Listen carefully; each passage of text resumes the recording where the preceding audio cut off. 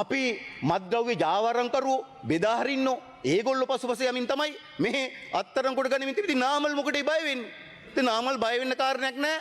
එතුමා මේ සංවිධානාත්මක අපරාධ වලට සම්බන්ධයක් නැත්තම්, එතුමා මේ මත්ද්‍රව්‍ය ජාරම් වලට හම්බන්තොට මං කියපු නම් වලට තවත් නම් වලට සම්බන්ධ නැත්තම්, හැබැයි අපි දන්නේ නැහැ. අන්න තියෙනවා සමහර ෆෝන් වල, ඉතින් කාගේද දන්නේ නැහැ, නාමල් සර්, මගේ සර් රාජපක්ෂ. ඉතින් අර ෆෝන් වල තියෙනවා, බැකෝ සමන්ගේ ෆෝන් වල තියෙනවා. ඉතින් අපි දන්නේ නැහැ මේ නාමල්ද වෙන නාමල් කෙනෙක්ද අපි දන්නේ නැහැ. හරිද? මගේ සර් රාජපක්ෂ කියන්නේ මේ රාජපක්ෂ පවුලේ කෙනෙක්ද වෙන රාජපක්ෂ කෙනෙක්ද කියලා අපි දන්නේ නැහැ. ඉතින් කලබල වෙන එක සමහර විට අහන්න දෙයක් නැහැ. මොකද මං කලින් කිව්වා වගේ අබ කාපු අයගේ මොලේ දනවා මුළු ඇඟම දනවා.